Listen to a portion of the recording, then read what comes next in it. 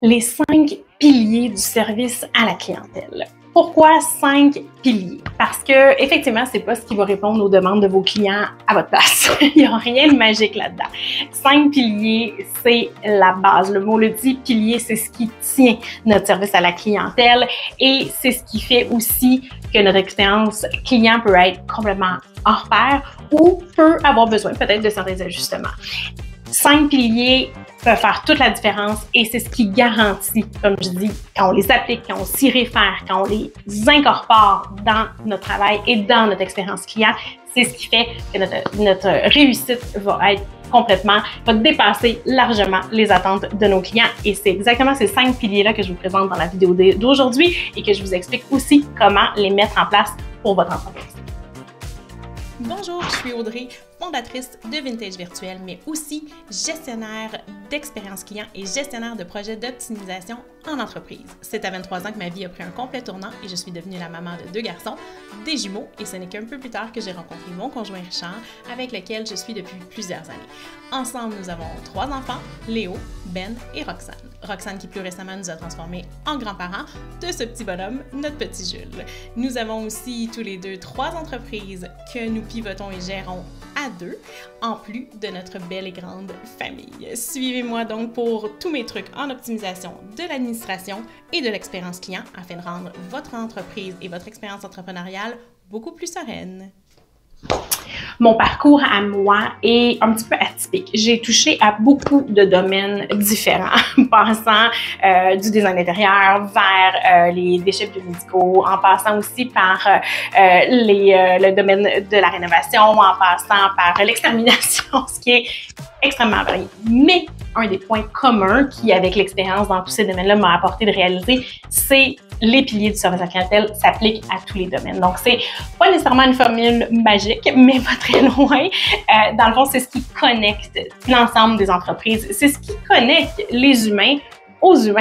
Donc, on a beau avoir maintenant toute la technologie, ça reste qu'une expérience client, un service à la clientèle, un contact humain, c'est la base, évidemment, de l'expérience client. On ne pourra jamais, selon moi, remplacer ça à la perfection comme d'un humain à l'autre. Donc, l'expérience client repose sur nos 5 piliers et toute l'expérience humaine qui vient avec ça, c'est ce qui est au cœur de moi, évidemment, mon entreprise, et c'est ce que j'amène au cœur des entreprises que j'accompagne. Donc, l'expérience humaine basée sur nos 5 piliers et ça commence avec le pilier numéro 1.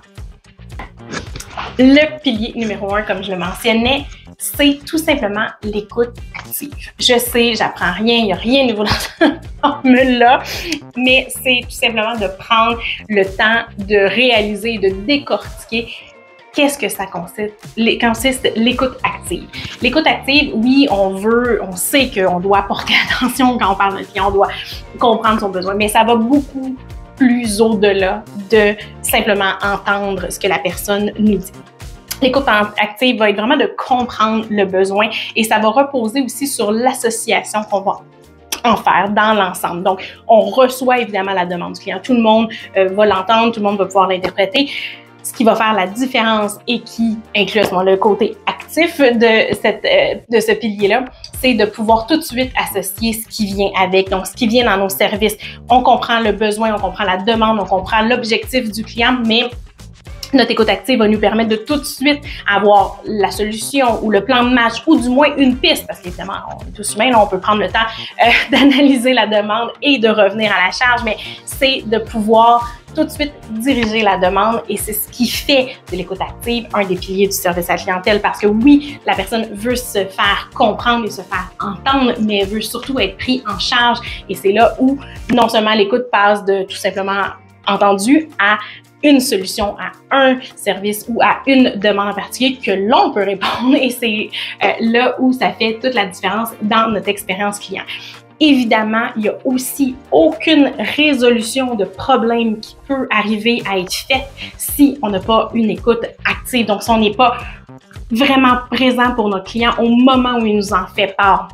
C'est impossible de trouver une solution à apporter à notre client dans son besoin, dans sa raison pour laquelle il nous contacte, si on n'est pas activement à l'écoute de lui et qu'on n'est pas déjà en train de trouver une piste de solution. Donc, l'écoute active, le pilier numéro 1 de l'expérience client. De là, on va passer à notre pilier numéro 2, qui est l'empathie. L'empathie, évidemment, c'est encore une fois beaucoup plus. En fait, tous les piliers sont beaucoup plus que le mot pour lequel ils sont représentés. Donc, c'est beaucoup plus au niveau de l'empathie que d'être capable de comprendre ou de reconnaître l'émotion chez le client, qui est celui qui nous exprime. C'est pouvoir montrer non seulement la compréhension, donc on est capable de se mettre dans la peau de notre client, et c'est aussi pouvoir réaliser l'émotion qui est généré pour eux par la situation ou par le problème qu'ils rencontrent. Donc, c'est de faire sentir aux clients que non seulement on a entendu qu'est-ce qu'ils nous disent, on arrive avec certaines pistes de solutions déjà avec notre écoute active, mais c'est aussi de prendre le temps de leur faire comprendre qu'on réalise leur situation, on réalise le sentiment qu'ils vivent et qui fait en sorte qu'on est là pour eux. Donc ça fait partie de l'empathie. C'est sûr que ça prend forme de différentes façons, évidemment, au moment où on était au téléphone avec le client, mais c'est aussi dans les mots qu'on utilise pour nos courriels, comme je mentionnais au départ de la vidéo. Il y a beaucoup de choses avec la technologie maintenant qui font en sorte qu'on peut utiliser 1001 outils de réponse automatisés et autres, mais plus notre formule va être adaptée, va être précise à notre client. Oui, il y a façon d'avoir quand même des modèles qui vont nous permettre de gagner du temps, mais qui vont nous permettre d'être personnalisables. Et c'est avec cette petite touche-là de personnalisation adaptée au client, adaptée à cette situation-là même, qui va faire que notre empathie va être encore plus démontrée et va être notre pilier numéro 2 de l'expérience client. Donc, c'est un atout, je crois, un levier hyper puissant que parfois on peut peut-être mettre de côté. Oui, évidemment, on est tous empathiques à la base sur la situation de notre client parce qu'on veut pouvoir, au contraire, lui apporter une solution. C'est la raison même de chacun de nos entreprises. Mais je crois que la petite touche supplémentaire de compréhension, ou du moins, si on démontre vraiment à quel point on sait et on réalise à quel point notre client a une situation dont il nous fait part et qu'on la comprend, on la connaît et c'est quelque chose qu'on peut l'aider, ça peut faire encore une fois toute une différence. C'est là où je mentionne que ça peut être un levier hyper puissant dans nos interactions avec notre clientèle. Avec Vintage Virtuel, qui est maintenant en opération qui va compléter sa 5e année d'affaires, et avec mon expérience précédente qui a touché à différents domaines, je peux parler d'expérience lorsque je dis que les 5 piliers, une fois combinés, une fois appliqués, évidemment, on peut mélanger différents de ces piliers-là pour pouvoir donner une interaction à notre client qui va être personnalisée, mais c'est aussi possible de tourner à peu près toutes les situations. En positif, évidemment. Une situation négative en positif. L'idée derrière ça, c'est qu'il n'y a rien qu'on ne peut pas accomplir. Évidemment, dans la mesure de nos services. Si c'est pas un service qu'on offre, c'est pas un service qu'on offre, mais dans le but de tourner une situation, un mécontentement ou une problématique qui n'a pas été réglée par nos services, c'est possible avec les 5 piliers de le faire. Je l'ai appliqué dans 1000 domaines différents et tous vont être des outils hyper puissants pour pouvoir amener un mécontentement. Et croyez-moi, il n'y a rien de plus satisfaisant que d'entendre quelqu'un qui est arrivé de façon négative sur un appel ou dans un courriel finir par dire « je vous prendrai dans mon équipe de service à la clientèle ». Pas pour me vanter, mais je parle d'expérience ici. Donc, les 5 piliers vont être exactement les atouts dont vous avez besoin pour transformer cette portion-là de votre expérience client et vous accompagner dans des situations qui seraient parfois un peu plus délicates. De là, on passe au pilier numéro 3, qui est la réactivité. Encore une fois, comme depuis le début, je le mentionne, tous les piliers sont beaucoup plus que le mot qui les représente. Et ici, c'en est aussi un bon exemple parce que c'est pas uniquement la vitesse à laquelle vous allez sauter sur une solution ou régler le problème de votre client. La réactivité, c'est évidemment, oui, de répondre rapidement aux demandes clients, ça reste quelque chose de très positif, mais c'est aussi l'accessibilité que la clientèle a à toi directement. Donc, c'est d'être capable d'être disponible, d'être joignable. On a tous déjà eu des situations où on appelle un numéro et on passe d'un poste à l'autre et ça est renvoyé toujours dans une autre étape et tout ça. Donc, oui, on veut un contact humain.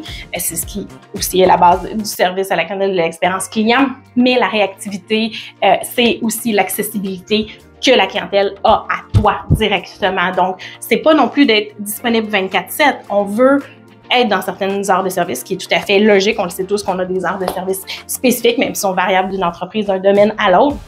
mais on veut réellement et concrètement être rejoignable dans ces moments-là. Donc, pas nécessairement à la seconde près, mais l'être réellement. Et ça fait partie de la réactivité. Et encore une fois, plus la réactivité sera présente, plus on va venir intercepter des situations.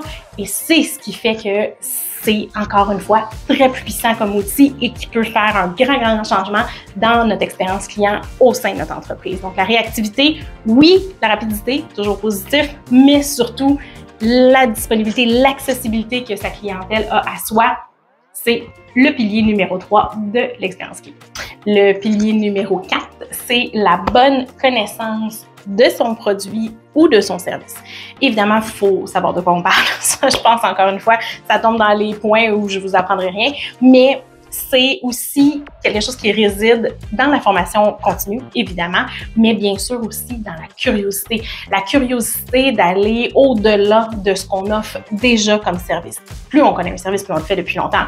On le connaît sur le bout de nos doigts, donc le sentiment de prise en charge et de confiance qu'on va apporter à sa clientèle va toujours être impeccable. Mais d'aller toujours au-delà et de garder cette curiosité et formation continue-là va nous permettre d'aller dans notre réactivité, d'aller tout de suite apporter une solution. On va faire partie aussi, vous voyez comment tous les piliers peuvent être interchangeables ou interreliés.